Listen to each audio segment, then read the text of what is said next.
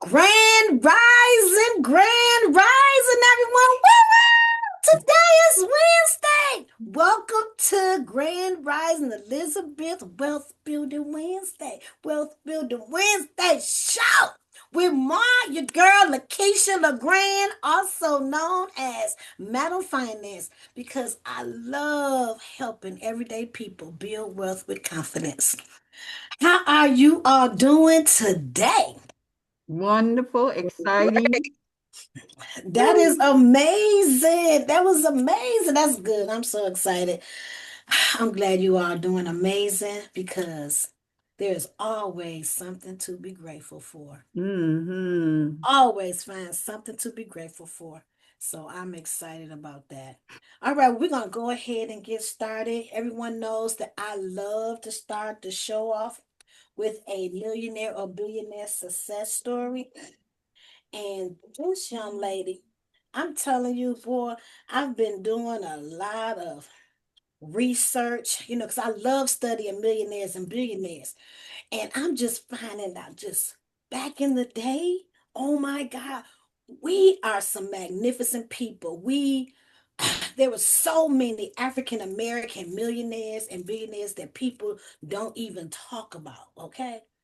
We are amazing. We are Entrepreneurship is in our DNA, okay? For Okay. real, for real, okay? For real. And dealing with all of the things that we have had to deal with, and they still became millionaires and billionaires. Come Mm-hmm. on now, we are a strong group of people. Mm. Hey, Dr. Riola, good to see you, beautiful Stacy. Okay, all right. Our millionaire being a success story. One of the most fascinating self made millionaires in American history was Mary Ellen Pleasant, a woman born in the early 1800s who rose from poverty and oppression to build enormous wealth through strategy, observation, and courage. As a young woman, Pleasant worked as a domestic servant and cooked in the homes of wealthy white families. In those days, servants were often invisible. People spoke freely around them as if they were not even in the room. But Ellen Pleasant used that to her advantage. While working in kitchens, dining rooms, and private gatherings, she quietly listened to conversations about money, investments, business deals, and the growing economy of the time. She heard businessmen discussing where they were investing, how fortunes was made, and how opportunities were developing during the expanding American economy.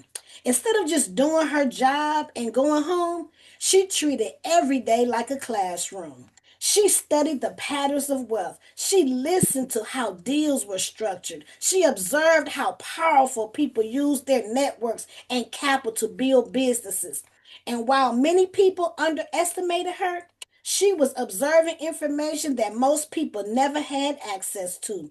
Over time, she began saving money and developing relationships with influential people who respected her intelligence and business sense. During the California gold rush, Pleasant moved to San Francisco where economic opportunities was exploding. Instead of digging for gold like thousands of others, she did something smarter. She invested in the business that served the gold miners and their rapidly growing city. The She partnered with laundries, restaurants, boarding houses, and transportation services that catered to the booming population. These businesses generated steady income and she reinvested her profits into larger ventures, including banking and real estate. Through careful investing and strategic partnerships, she quietly built an enormous fortune. Historians estimated that her wealth eventually reached tens of millions of dollars in today's money, making her one of the first black female millionaires in the United States. But Mary Ellen Pleasant didn't just build wealth for herself, she used her money and influence to fight injustice. She helped finance efforts connected to the Underground Railroad. She assisted enslaved people seeking freedom and later used the courts to challenge discrimination in California. Her home became a gathering place for leaders and activists, and people often refer to her kitchen as the Black City Hall because of the influence and opportunity that flowed through it. Her story teaches a powerful lesson. Mary Ellen Pleasant didn't start with money, she started with awareness. She paid attention to how wealth worked. She learned from environments where businesses was being discussed, and she used knowledge to move from serving the wealthy to becoming one of them. Her life reminds us that sometimes the greatest education is simply being observant, studying the system, and positioning yourself to participate in ownership rather than remaining on the outside looking in.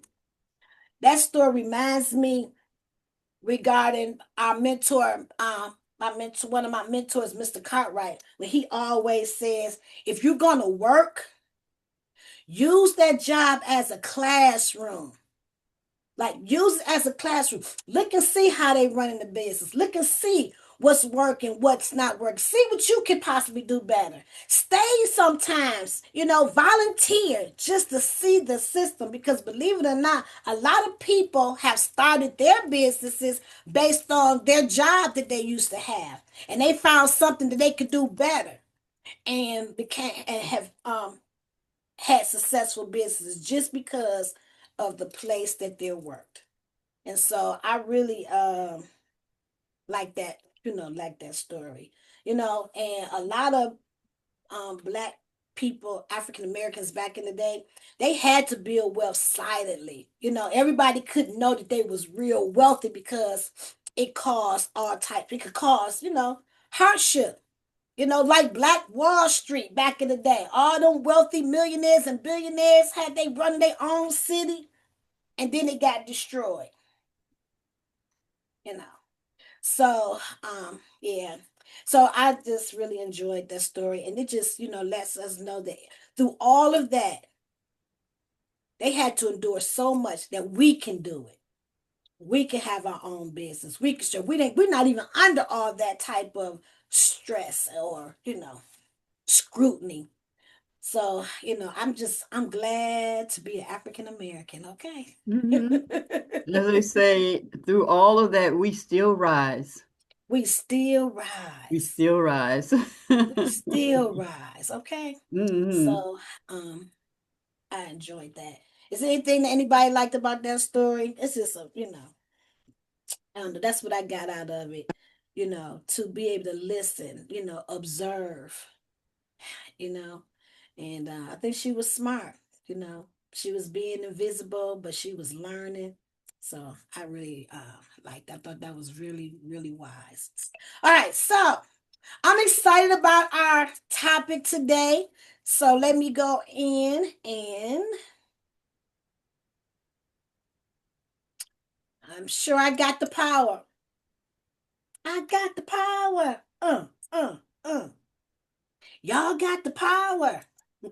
We all got the power to do whatever it is that we want to do. God gave us everything we need to live the life that we want to live. And I'm excited about it. Can you all see? Yes. Awesome. So today's show is about the 7 wealth non-negotiables. We're going to reset your money. We're going to reset your mindset and reset the way you move. Because knowledge without movement changes nothing. But we are movers and shakers. So we're going to give some ground rules and expectations. Let's keep the energy positive, good vibes only.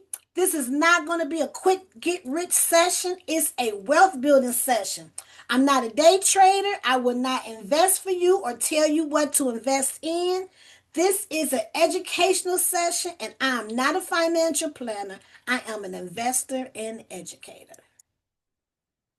Let's be prepared to learn some things. Be 100% present. Take good notes. Grab your notebook, pen, or paper. Invite someone you care about next time and bring them to the Wealth Building Wednesday show. And please stay to the end. I want to give you all a hand of applause for showing up for yourself. You have made the first step to achieving wealth building. Yes. So, the first question is we're going to find out what's your wealth direction. This is what I want you to pay attention to. What's your wealth direction? Every dollar you spend goes in one or two directions. It either builds your wealth or it builds someone else's. So, over the last 20, 30, or even 40 years of working, which direction has most of your money been going to? I want you to think about that. Only two directions. It's either build your wealth or build someone else's. What's your wealth direction? Now, let's keep it real. The truth is, most people never build wealth because they never established financial non negotiables. Wealthy people live by rules. Poor and middle class people live by circumstances. So today we're going to talk about the 7 financial non negotiables. What is a financial non negotiable? A financial non negotiable is a rule you follow no matter what. Just like paying your taxes, paying rent, paying your car note, feeding for your family. Wealth builders have financial rules that are not optional. If you don't give your money rules, you don't give your money an assignment, you don't have plans for your money, then the world would give it directions and somebody else will have plans for your money. Wealth non negotiable number one, pay yourself first. Before bills, before entertainment, before shopping, you invest in your future. This means a portion of every paycheck goes towards investments, assets, and building wealth. And this is seems like one of the most challenging things for a lot of people to do is to pay yourself first. But it is a principle, right? Robert Kiyosaki talks about it. Warren Buffett talks about it. And I think one of the main reasons is why, because we're not taught to pay ourselves first. We always make sure you pay your bills, make sure you pay your car note, make sure you pay this, make sure you pay that. But no one taught us to make sure that we pay ourselves. We have to love ourselves enough to pay ourselves first. It's a form of loving yourself, to making your life better.